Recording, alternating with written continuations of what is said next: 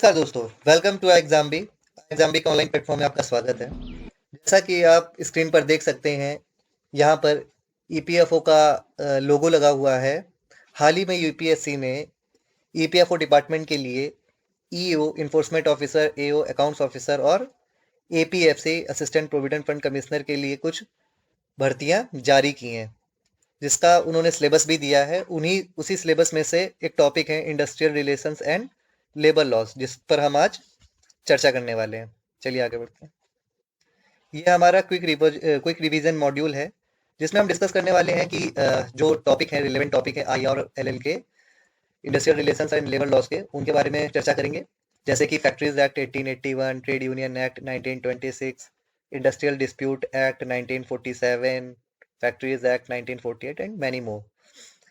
And further उस पर जो आधारित प्रीवियस ईयर क्वेश्चंस हैं, हम उनको भी डिस्कस करेंगे। साथ ही कुछ मॉक क्वेश्चंस भी होंगे, जो कि हम मॉड्यूल टू मॉड्यूल डिस्कस करते चलेंगे। आगे बढ़ने से पहले कुछ चीजें हैं जिनको हमें ध्यान में रखना है। कुछ मैंने ये स्पेशली डाल दिया है, पॉइंट्स टू रिमेंबर। आज मेरा थोड़ा पेन नहीं चल रहा है, इस वजह से मैं लिख नहीं सकता हूँ। इसमें लिखा है points to remember before starting preparation. सबसे पहली चीज है कि विज्ञापन अभी जारी हुआ है 25 फैब को, और हमारे पास अभी 1 महीने का तो टाइम है। आशा करता हूँ कि ज़्यादातर स्टूडेंट्स ने भर दिया होगा फॉर्म को, और नहीं भरा है तो प्लीज़ जल्दी भर दीजिए। अदरवाइज आपके जो नियर बाई सेंटर्स हैं वो फुल भर सकते हैं, और फिर आपको दूर जाना पड़ेगा, टाइम ज़्यादा खर्च होगा। ठीक है, अब बात करते हैं। तो हमारे पास बहुत ही लिमिटेड टाइम है। हालांकि यूपीएससी ने अभी एग्जाम डेट को तो अनाउंस नहीं किया है, पर फिर भी टाइम बहुत लिमिटेड है, और सिलेबस जो है वो बहुत ही बल्कि है। आप अगर सिलेबस को देखेंगे तो उसमें कई सारी चीजें, अभी हम उसको आगे भी दिखाते हैं। यहाँ पर कुछ एक्सपर्ट्स हैं, वो बोलेंगे आपको कि पॉलिटी के लिए आप एम लक्ष्मीकांत को पढ़ लीजिए, इकोनॉमी के लिए रमेश सिंह को पढ़ लीजिए, फॉर आर्ट एंड कल्चर आप नितिन सिंघानिया को देख सकते हैं। पर मेरा यहाँ पर कहना है कि अगर आप अभी ये सब बुकें पढ़ने जाएंगे, 700-700 पेज की बुक है ये, 700 पेज, मोर देन 700 पेज की पॉलिटी है, 650+ पेजेस की इकोनॉमी है, एंड ऐसे ही 500 पेज प्लस की आर्ट एंड कल्चर की बुक है। तो फिर आप उसको रिवाइज मेमोराइज कब करेंगे भाई? और दूसरा सवाल यहाँ पर कुछ बच्चों का ये भी आता है कि कुछ बच्चे तो पेनिट्रेट हो जाते हैं कि कई सारे, जैसे लेबर लॉज में कई सारे सेक्शन होते हैं, सेक्शन 2, 1, 5, तो उनको कैसे मेमोराइज किया जाए। ठीक है, तो मैं अभी आपको इस पर कुछ क्वेश्चन दिखाता हूँ, आप देखिएगा। ये क्वेश्चन है ईओ में पूछा गया था, अभी हाल ही में जो हुआ है 2021 में, यूपीएससी ईपीएफओ का पेपर था। देखिए, उसमें सिंपल सी बात पूछी है, what is the maximum amount of gratuity payable to the employees under the payment of gratuity act 1972। सीधा सा मतलब इसमें कितना फैक्चुअल डिटेल है। ये तो बहुत ही इंपॉर्टेंट कोर है ना, अगर आप इस क्वेश्चन को, इस एक्ट को पढ़ रहे हैं तो। आंसर यहाँ पर 10 लाख है वैसे तो। इसी तरह इसमें भी देखिए कितना सिंपल सा क्वेश्चन पूछा है। क्या यहाँ पर आपको कहीं सेक्शन दिख रहा है? ये क्वेश्चन आईआर का भी है और एलएल का भी है। आप आईआर को ही लिया जाएगा। देखिए, क्या इसमें बहुत ज्यादा उन्होंने फैक्चुअल डिटेल मांगी है? नहीं मांगी है। तो आपको इतना फैक्चुअल होने की जरूरत ही नहीं है। पहले आप अपने कोर सिलेबस में जो पॉइंट लिखा हुआ है, हालांकि पॉइंट तो उन्होंने बहुत ही कम दिया है, इंडस्ट्रियल रिलेशन डालकर छोड़ दिया है, उसी तरह लेबर लॉस डाल के छोड़ दिया है। कब से कब तक पढ़ना है नहीं पता, पर अगर आप सब लेबर लॉस जो इंपॉर्टेंट है उनको पढ़ने जाएंगे, तो सबसे पहले उसमें क्या एम एंड ऑब्जेक्टिव है, उन डिटेल्स को पढ़िए। वेदर कि आप सेक्शन में याद करने की कोशिश कीजिए, आप फर्स्ट राउंड में वो सब कंप्लीट कीजिए, देन आप, आपके पास टाइम बचता है मॉक करने के बाद, सब करने के बाद, फिर आप सेक्शन भी याद कर सकते हैं। मैं नहीं बोलूंगा कि मत कीजिए, 100% कर सकते हैं, पर बाद में पहले प्रेफर कीजिए कि आप कोर्स सिलेबस को खत्म करें। ठीक है, आगे बढ़ते हैं।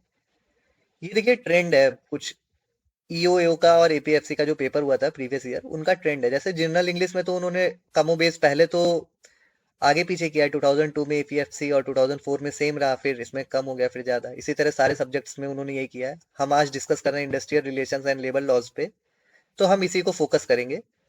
देखिए, अभी तो दोनों वैकेंसी उन्होंने एक साथ जारी की है, जैसे इन्फोर्समेंट ऑफिसर और अकाउंट्स ऑफिसर, और एपीएफसी की भी। आप इसका पेपर देखेंगे, अकाउंट्स ऑफिसर और इन्फोर्समेंट ऑफिसर का, 2017 में उन्होंने इस सेक्शन से 15 क्वेश्चन पूछे हैं, और 1 में घटाकर 9 कर दिया है। सिमिलरली आप जब इधर देखते हैं एपीएफसी में, तो 2002 में तो पूछा ही नहीं, 2004 में एक पूछा, 12 में 7, एंड 15 में फिर रेड्यूस होके 3 बचा है। अगर आप इनके टॉपिक्स देखने जाएंगे, आप इसको टॉपिक वाइज तोड़ेंगे अगर आईआर और एलएल को, तो इसमें से मोर देन तो मतलब 9 से ज्यादा तो सिर्फ एक्ट ही है, फिर भी वो 9 ही क्वेश्चन पूछ रहा है। और हाँ, 2017 में थोड़े ज्यादा है, पर उसमें आईआर और लेबर लॉ दोनों को मिला दिया गया है। फिर इधर तो लगातार रिड्यूस ही हुआ है। तो अगर आप देखने जाएंगे ना, तो जो सिलेबस है उसका जो पहले ऊपर ऊपर का हिस्सा है, आप एक बार उसको पढ़िए, उसको रिवाइज कीजिए, देन आप अंदर घुसिए, क्योंकि उनके पास अभी पूछने के लिए ऊपर ऊपर से ही बहुत कुछ है। जैसे कि फैक्ट्रीज एक्ट में भी बहुत कुछ ऊपर ही ऊपर से पूछ सकते हैं, फैक्ट्री की डेफिनेशन क्या है वगैरह वगैरह। जब वो इतने सारे क्वेश्चन पूछ लें उसके बाद वो डेप्थ में जाने की कोशिश करेंगे, अभी नहीं करेंगे। तो प्लीज अभी आप सबसे पहले तो उसका जो समरी है, जो ऊपर ऊपर के सेक्शंस है, आप उनको पढ़िए, मिनिमम चीजें पढ़िए, और उसको मैक्सिमम टाइम रिवाइज कीजिए, ताकि आप श्योर हो सकें चीजों को लेकर। चलिए आगे चलते हैं। आज हम यहाँ पर डिस्कस करने जा रहे हैं इस क्लास पे फैक्ट्रीज एक्ट 1881 के बारे में। अब बहुत सारे बच्चे कहेंगे कि ये तो ब्रिटिश एरा का एक्ट है, अब तो रेलेवेंट भी नहीं है, अब तो खत्म ही हो गया, तो आप क्यों पढ़ रहे हो? भाई मैं इसलिए पढ़ा रहा हूँ क्योंकि मेरा अप्रोच ये रहता है कि आप कवरेज एरिया आपका ज्यादा से ज्यादा हो, ताकि अगर क्वेश्चन पूछा जाए तो हम लोग एटलीस्ट उसको, उसका एक ऑप्शन तो एलिमिनेट कर ही ले जाएं। दैट इज वाई मैं इसको पढ़ा रहा हूँ। बहुत ही कम समय में खत्म कर देंगे हम लोग, बहुत ज्यादा डेप्थ में नहीं उतरेंगे, बस समझ लेते एक बार। देखिए, वाई वॉज इट इंट्रोड्यूस्ड, इसको इंट्रोड्यूस ही क्यों किया गया था? तो इसके पीछे रीजन थे, जैसे कि वर्किंग कंडीशन वर वेरी पुअर। आपने बहुत सारी पुरानी पिक्चरें देखी होंगी, उसमें कई सारी मिल्स, कारखाने, माइंस वगैरह दिखाई जाती थी, उसमें कैसा ट्रीटमेंट होता था लेबर्स के साथ। तो वो आपने देखा होगा, तो वही यहाँ लिखा है, working conditions were very poor, no proper regulations, regulation तो थे ही नहीं भाई, जो जिसकी मर्जी आ रही वही कर रहा था। एक्सप्लॉइटेशन ऑफ वर्कर्स, वो तो हो ही रहा था। Kind perspective of Lord Ripon, अब लॉर्ड रिपन के बारे में आपको हिस्ट्री में पढ़ाया जाएगा, मैं यहाँ पर सिर्फ इतना बता दूं कि अंग्रेजों में सारे अंग्रेज एक जैसे नहीं थे, कुछ बढ़िया भी थे, कुछ का जो पर्सपेक्टिव था, दृष्टिकोण था, वो भारत को लेकर अच्छा भी रहा। उनमें से एक थे लॉर्ड रिपन, एक विलियम बेंटिक को भी बोला जाता है। ये कुछ अच्छे लोग थे। तो इनका मानना था कि थोड़ा अच्छा भलाई का भी काम करना चाहिए, तो उसी लिए इनका पर्सपेक्टिव यहाँ लिया जाता है। Efforts of some Indian intellectuals like N M. Lokhande, Shashipada Banerjee, ये कुछ लोग हैं जिन्होंने बहुत ज्यादा बढ़ चढ़कर वर्कर्स की कंडीशन के बारे में, जो ब्रिटिश एम्पायर था उसको बोला। तो उन्होंने इस सबको रिकॉग्नाइज करते हुए फिर लॉर्ड रिपन वगैरह ने फैक्ट्रीज एक्ट के लिए बात की। और फिर क्वेश्चन बनता है, वो इंट्रोड्यूस्ड इट, किसने इसे इंट्रोड्यूस किया? तो भाई इसे लॉर्ड रिपन, जो उस समय के गवर्नर जनरल थे, सॉरी वाइस राय थे, उन्होंने इसको इंट्रोड्यूस किया 1881 में। ठीक है, आगे बढ़ते हैं। एम्स एंड ऑब्जेक्टिव, जैसे मैंने आपको पहले भी बोला कि कोई भी एक्ट हम पढ़ रहे हैं तो उसका क्या कारण था लाने का, हम वो समझते हैं। तो एम्स एंड ऑब्जेक्टिव क्या थे? 1881 act aim to improve the working condition of the labour.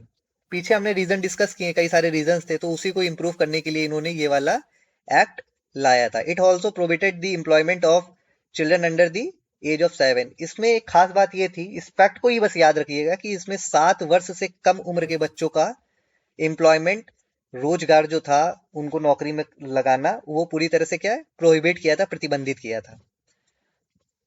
ये है आगे प्रोविजंस डिस्कस कर लेते हैं, जैसे कि एरिया एंड डेट। तो ये कब लागू हुआ था? वैसे तो ये काम का नहीं है, पर फिर भी देख लीजिए, 1 जुलाई 1881 को ये लागू हो गया था पूरे ब्रिटिश इंडिया में। फैक्ट्री की परिभाषा यहाँ पर दी गई है, वो एक जगह जहां पर 10 वर्कर कम से कम साल के किसी एक महीने में एम्प्लॉयड रहे हो, कम से कम 10 वर्कर। ये बस आपको ये लाइन याद रखनी, नॉट लेस देन 10 वर्कर्स। यहाँ पर कम से कम 10 वर्कर की बात बोली गई, इतने लोग तो होने ही चाहिए। अब बात होती है कि कहाँ पर ये फैक्ट्री, मतलब ये जो एक्ट है, कहाँ लागू नहीं होगा। देखिए, अंग्रेज बहुत शातिर थे, तो उन्होंने, उनका जो मेजरली उनका जो इनकम हो रहा था वो टी प्लांट से हो रहा था, कोकोआ प्लांट से हो रहा था, इंडिगो से हो रहा था। तो उन्होंने क्या किया, उन्होंने इसको ही इस क्राइटेरिया से बाहर कर दिया, ताकि उनको दिक्कत का सामना करना ही ना पड़े, है ना। तो ये लाइन याद रखिएगा, ये क्वेश्चन बनाया जा सकता है, क्योंकि यूपीएससी ऐसे ही ट्रिक करने की कोशिश करती है, इसको ध्यान रखिएगा। अब चाइल्ड कौन है? तो चाइल्ड है a person under the age of 12 years. तो जिस भी बच्चे की उम्र, मतलब जो भी मनुष्य है, जो लड़का है, उसकी उम्र अगर 12 वर्ष से कम है, बच्चा है, तो उसको यहाँ पर बच्चा कंसीडर किया जाएगा, 12 वर्ष से उसे कम होना चाहिए। बढ़ते हैं आगे। यहाँ पर प्रोविजन प्रोविजन था इंस्पेक्टर एंड सर्टिफाइंग सर्जन के लिए। ये कौन थे?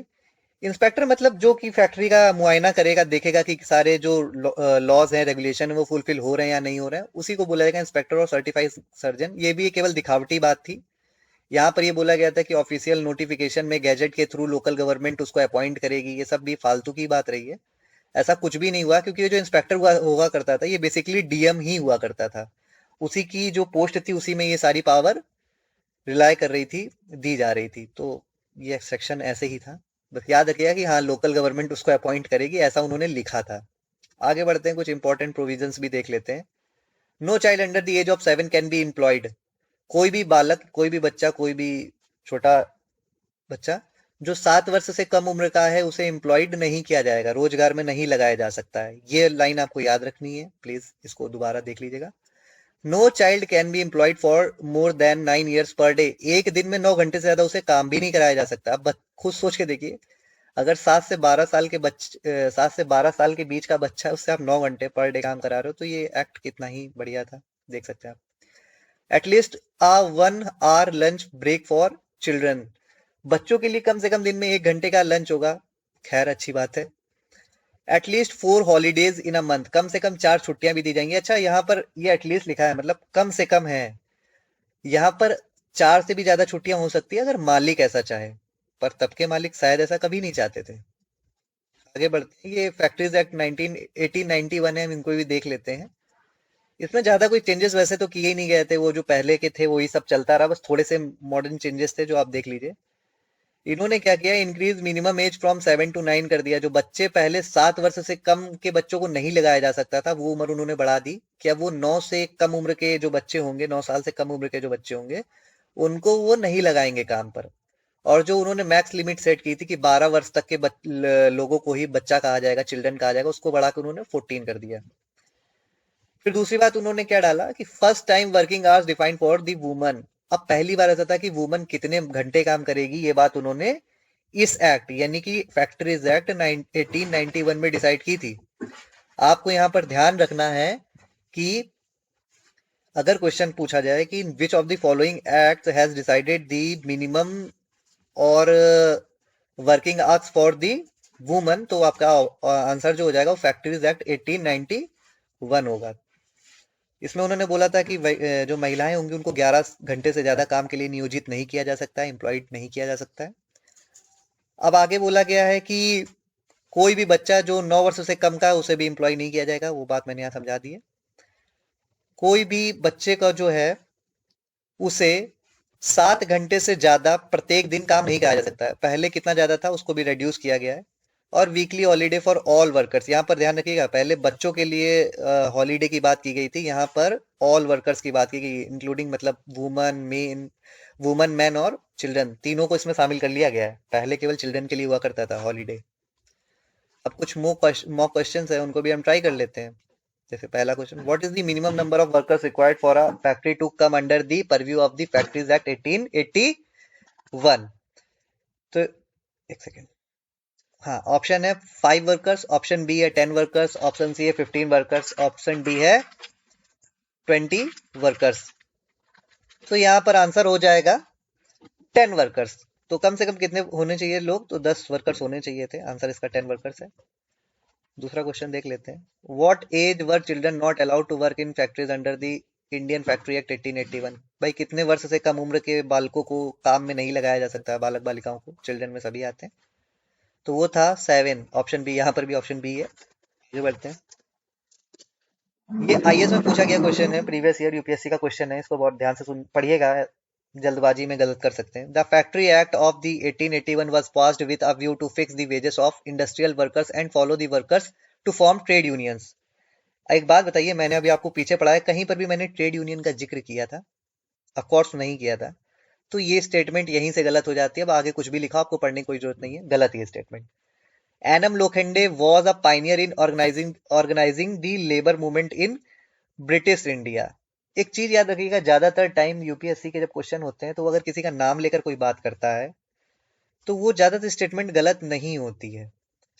ठीक है, तो अगर आपको ये पता होता है उस समय तो आप कर सकते हैं, अदरवाइज आप 50-50 कर सकते हैं, क्योंकि ओनली वन तो गलत गलत ही हो गया, यहाँ पर ट्रेड यूनियन की तो बात ही नहीं थी। तो ओनली वन या ऑप्शन 1 और ऑप्शन 3 ये दोनों ही इनकरेक्ट हैं। 50-50 में आप टिक लगा सकते हैं या फिर स्किप कर सकते हैं। तो यहाँ पर सही आंसर है ऑप्शन 2।